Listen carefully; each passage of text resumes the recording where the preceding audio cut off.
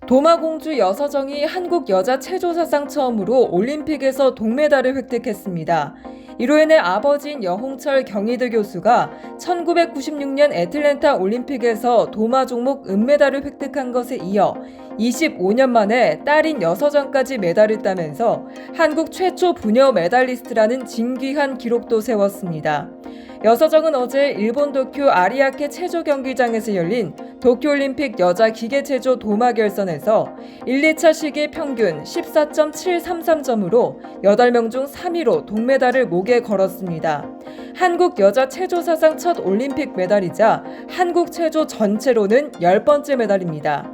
한국 체조는 처음으로 1988년 서울대회 도마에서 박종훈 현 카톨릭 관동대 교수가 동메달을 획득한 이후 양학선이 2012년 런던 대회 도마에서 한국 최초 유일한 금메달을 선사했습니다.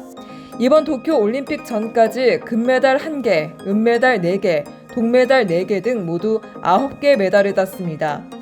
여자 기계체조는 1928년 암스테르담 올림픽에서 처음 여자 기계체조 종목이 도입됐는데 여서정이 93년 만에 처음으로 올림픽 기계체조 메달리스트 명단에 한국 선수 이름을 올린 것입니다. 여서정은 결선 1차 시기에서 가장 높은 6.2난도 여서정 기술을 구사했습니다. 힘차게 달려와 양손으로 도마를 짚은 뒤 몸을 공중에서 2바퀴 비트는 동작입니다. 항상 착지가 아쉬웠지만 이날은 거의 완벽한 자세로 15.333점을 받았습니다. 하지만 2차 시기에서 난도 5.4점 기술을 실시했지만 착지에서 3발자국 뒤로 밀려나면서 0.1점 감점되는 아쉬움을 남기기도 했습니다. 이날 여서정이 메달권에 진입할 수 있었던 것은 일부 행운도 작용했다는 평가도 있습니다. 미국 대표 체조 천재 시몬 바일스가 도마 불참을 선언한 상태에서 치러진 데다 메달권 선수로 평가받았던 미국 제이드 캐리가 1차 시기 도약에 실패해 11.9333의 낮은 점수를 받게 됐습니다. 한편 아버지인 여홍철 교수는 이날 KBS 해설위원으로 딸의 경기를 지켜봤습니다. 코로나19로 도쿄에 가지 못했지만 여 교수도 방송 내내 긴장한 모습이 역력했습니다. 여서정이 1차 시기 기술이 성공하자 착지가 거의 완벽했다며 환호했고 2차 시기 착지에서 실수가 나오자 말을 잇지 못했습니다.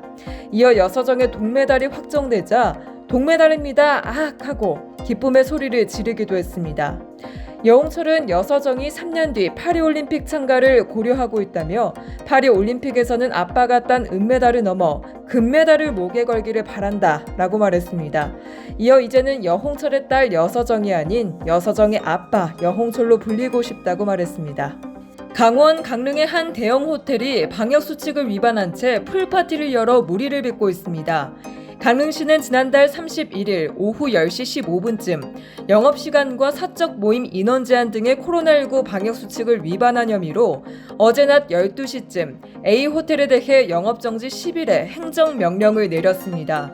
강릉시는 현재 사회적 거리두기 3단계로 영업시간은 오후 10시, 사적 모임은 4명으로 제한하고 있습니다. 하지만 A호텔 풀파티 당시 수십여 명의 젊은이들 일부가 마스크를 착용하지 않은 채 음악을 틀어놓고 술과 음료를 즐긴 것으로 확인됐습니다. A호텔이 더욱더 공분을 사고 있는 이유는 앞서 강릉시가 A호텔 수영장에서 지난달 30일부터 이틀간 3차례에 걸쳐 공연 등을 한다는 SNS 홍보글에 대한 민원을 접수하고 지난 29일 A호텔에 해당 파티를 금지할 것을 통보했고 A호텔로부터 파티를 열지 않겠다는 확약도 받은 것으로 알려졌던 겁니다. 그럼에도 불구하고 A호텔은 지난달 31일 오후 7시쯤 확인 차원에서 단속에 나선 강릉시의 눈을 피해 사생활 보호 등을 이유로 점검을 기피하고 무대 장치 등을 보이지 않게 하는 등 교묘하게 속였던 것으로 전해졌습니다. 하지만 같은 날 밤 10시 이후 해당 호텔에서 풀파티가 열린다는 제보가 들어왔고 경찰 등이 현장을 급습해 방역수칙 위반 사진과 영상 등을 확보하게 됐습니다. 강릉시는 경찰과 함께 풀파티 참석자의 개인 방역수칙 준수 여부를 조사하고 있으며 A호텔 종업원 등에 대해서도 진단검사를 실시할 예정입니다. 김한근 강릉시장은 어제 A호텔을 직접 찾아가 영업정지 명령서를 부착하고 인근 지역 사례가 있었는데도 이런 일을 기획한 것 자체가 놀라운 일이라며 방역당국을 기만한 것인 만큼 강력한 조처를 할 수밖에 없다고 말했습니다. 한편 강릉과 인접한 양양에서도 지난달 20일 한 서핑 카페에서 마스크를 착용하지 않은 채 풀파티를 벌이는 사진이 SNS를 통해 확산하며 공분을 사기도 했습니다. 아이돌 그룹 엑소의 전 멤버 크리스가 강간죄로 중국 공안에 체포됐습니다. 베이징 차오양구 공안당국은 지난달 31일 중국 소셜미디어인 웨이보를 통해 크리스가 여러 차례 나이 어린 여성을 유인해 성관계를 했다는 의혹과 관련해 조사를 진행했다며 캐나다 국적인 크리스를 강간죄로 형사 구류하고 사건 수사를 진행 중이라고 밝혔습니다. 중국의 형사 구류는 우리나라에 체포에 해당하는 구속 조치입니다.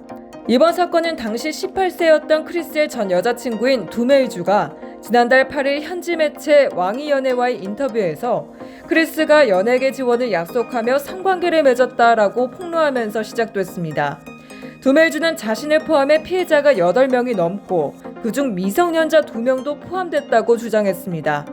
이후에도 현지 매체에 따르면 최소 24명이 크리스에게 성범죄 피해를 입었다라고 폭로했다고 전했습니다. 지난 22일 베이징 차오양구 공안당국에 따르면 두메이주가 크리스의 집에 초대된 것은 지난해 12월 5일 밤 10시쯤입니다. 크리스의 뮤직비디오에 출연할 여주인공 후보로 매니저가 두메이주를 크리스의 집으로 데려갔고 이날 두메이주는 10여 명의 사람들과 함께 밤새 술을 마시며 보드게임을 했습니다. 다음날 아침 7시쯤 사람들이 떠났지만 두메이주는 혼자 집에 남았고 크리스와 성관계를 했다고 알려졌습니다. 크리스는 사흘 뒤인 8일 두메이주에게 32,000위안, 우리 돈으로 약 570만 원을 이체했고 두 사람은 지난 4월까지 연락을 유지했습니다.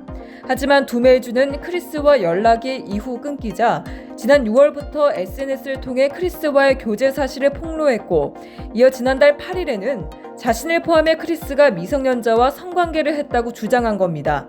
반면 크리스 측은 전면 부인했습니다.